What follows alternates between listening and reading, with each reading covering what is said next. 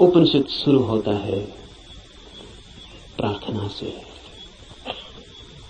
प्रार्थना है समस्त जगत से। सूर्य कल्याणकारी हो, वरुण, अर्यमा, इंद्र और बृहस्पति, विष्णु कल्याणकारी हो, उस ब्रह्म को नमस्कार हो। हे वायु, तुम्हारे लिए नमस्कार, क्योंकि तुम प्रत्यक्ष ब्रह्म हो। मैं तुम्हें ही प्रत्यक्ष ब्रह्म कहूंगा। सत्य और ऋत वे सब मेरी रक्षा करें, आचार्य की भी। इस प्रार्थना से शुरू होता है। धर्म की यात्रा प्रार्थना से शुरू होगी ही। प्रार्थना का अर्थ है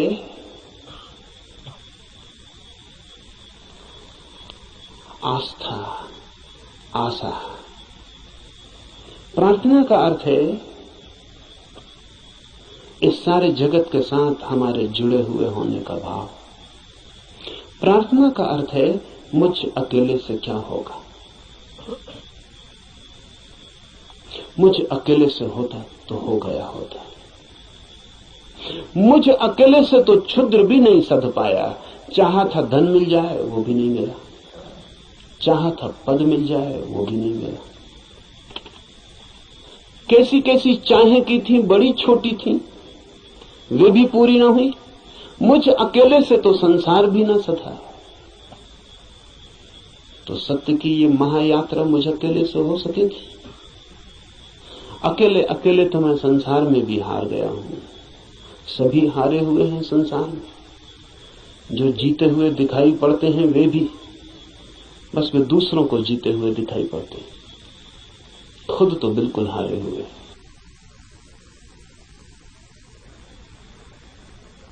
आप भी अपने को हारे हुए दिखाई पड़ते होंगे, औरों को तो आप भी जीते हुए दिखाई पड़ते हैं।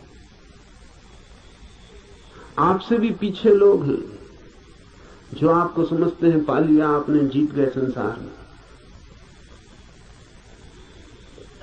लेकिन भीतर से अगर हम आदमी को देखें तो एक एक आदमी हारा हुआ है। संसार पराजय की लंबी कथा है। वहां जीत होती ही नहीं, वहां जीत हो ही नहीं सकती।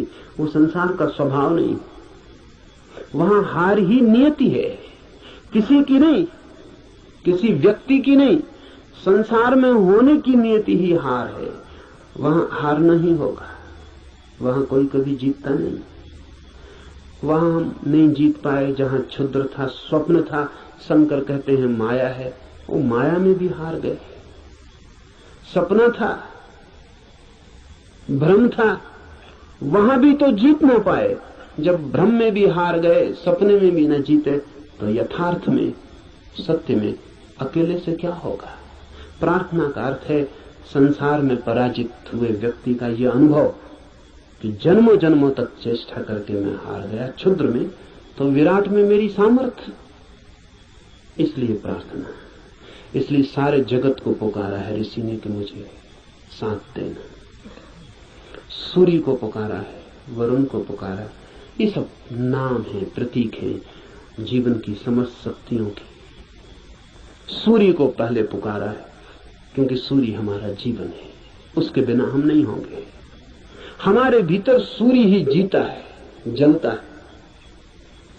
उधर सूर्य बुझ जाए, यहां हम बुझ जाए। सूर्य ही हमारा प्राण है, इसलिए पुकारा। कहा वायु को नमस्कार है। विशेष रूप से वायु को नमस्कार कहा है इस प्रार्थना में, क्योंकि तुम प्रत्यक्ष ब्रह्म हो। अजीब सी बात है। थोड़ा सोचे, बड़े मजे की बात है, क्योंकि वायु है बिल्कुल अप्रत्यक्ष और सब चीजें प्रत्यक्ष। सूर्य को कहा होता प्रत्यक्ष ब्रह्म हो, जीते जागते जलते प्रखर, समझ में आता। सूर्य को नहीं कहा प्रत्यक्ष ब्रह्म, कहा वायु को जो बिल्कुल दिखाई पड़ती नहीं, बिल्कुल अप्रत्यक्ष। कहां है प्रत्यक्ष वायु? सिर्फ अनुमान है कि है, लगता है कि है, भासता है कि है, दिखाई तो पड़ती नहीं। आंख के सामने कहां है? प्रत्यक्ष का मतलब है आंख के सामने है। जो आंख के सामने वायु बिल्कुल नहीं है, पत्थर पहाड़ सब आंख के सामने, वायु नहीं है। लेकिन ऋषि कहता है, हे वायु नमस्कार तुम्हें, क्योंकि तुम प्रत्यक्ष ब्रह्म हो। इसलिए कहा कि वायु जैसे दिखाई नहीं पड़ती और है, और आंख को दिखाई नहीं पड़ती फिर भी आंख को छू रही है प्रतिपल। ऐसा ही परम सत्य है, दिखाई नहीं पड़ता, छू रहा है प्रतिपल। वायु दिखाई नहीं पड़ती क्योंकि हमारे पास देखने वाली आंख नहीं है। वायु तो यहां है, वायु के बिना तो हम भी नहीं हो सकते। वही तो हमारी श्वास में हमें संभाले, उसका ही आवागमन तो हमारा सारा जीवन है, जो इतने निकट है। श्वास है जो हमारी, वो भी दिखाई नहीं पड़ती क्योंकि हमारे पास आंखें बड़ी स्थूल है।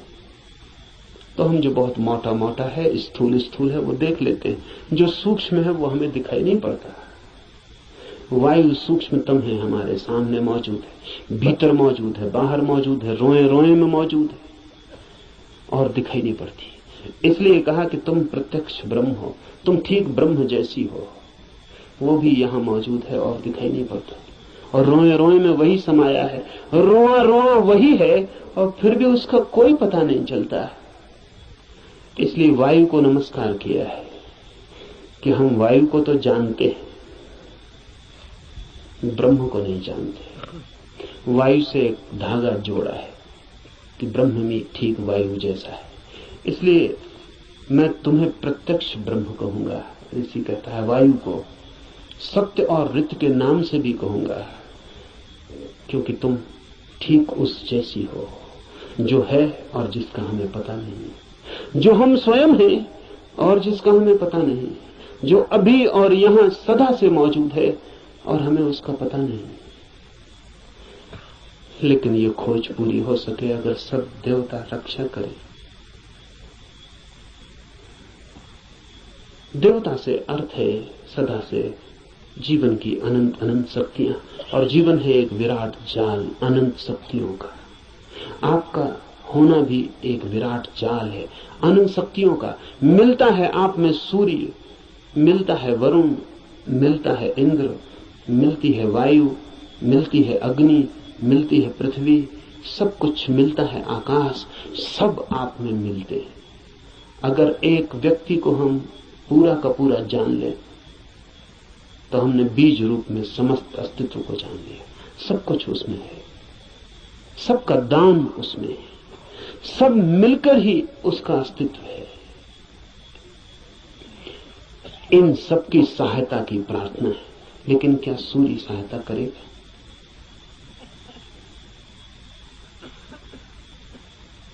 ये सवाल उठता ही है। प्रार्थना भी की तो क्या सूर्य सहायता करेगा? प्रार्थना भी की तो क्या वायु सहायक हो जाएगी? प्रार्थना भी की तो पृथ्वी क्या सहायता करेगी? पृथ्वी की सहायता और सूर्य की सहायता का सवाल नहीं है।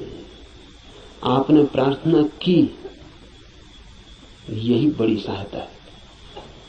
इसे थोड़ा ठीक से समझ लें। कोई सूर्य आके आपको सहायता नहीं करेगा, लेकिन आपने प्रार्थना की, इसका जो परिणाम है वो सूर्य पर नहीं होगा, आप पर होगा। क्योंकि प्रार्थना करने वाला चित्त हो जाता है विनम्र, प्रार्थना करने वाला चित्त हो जाता है असहाय, प्रार्थना करने वाला चित्त स्वीकार कर लेता है इस बात को कि मुझ अकेले से नहीं होगा। प्रार्थना करने वाला चित्त मिटने को तैयार हो जाता है। प्रार्थना करने वाला चित्त अपने अहंकार को, इस भाव को कि मैं कर सकता हूं, छोड़ देता है। इसके परिणाम होते हैं। प्रार्थना का सारा परिणाम आप पर होता है। प्रार्थना से सूर्य नहीं बदलता, आप बदलते हैं। प्रार्थना से जगत नहीं बदलता, आप बदलते हैं, लेकिन आपके बदलते ही दूसरे जगत में आपका प्रवेश हो जाता है। प्रार्थना आमतौर से जब आप करते हैं तो यही सोचते हैं कि कोई कुछ करेगा, इसलिए प्रार्थना कर रहे हैं। न, प्रार्थना है एक उपाय, एक डिवाइस। हाथ तो आप जोड़ते हैं किसी और के सामने, लेकिन जो परिणाम होता है वो होता है भीतर, जिसने हाथ जोड़े हैं उस पर। इसलिए बड़ी कठिनाई होती है अगर आप वैज्ञानिक के सामने कहें कि हे सूर्य सहायता कर, तो कहेगा मूर्खता की बात है। क्या सूर्य तुम्हारी सहायता करेगा? कब किसकी सहायता की? कि हे इंद्र वर्षा कर, पागल हो गए हो? प्रार्थनाओं से कहीं वर्षाएं हो गई हैं। वैज्ञानिक ठीक कहता है, न तो सूर्य आपकी सुनेगा, न बादल आपकी सुनेगी, न हवा आपकी सुनेगी, कोई आपकी नहीं सुनेगा। लेकिन आपने पुकारा, ये आपको बदल जाएगा। आपने कितने जोर से पुकारा, उतनी गहरी हूक आपके भीतर प्रवेश हो जाएगी। अगर आपके पूरे प्राण पुकार उठे तो आप दूसरे ही आदमी हो जाएंगे।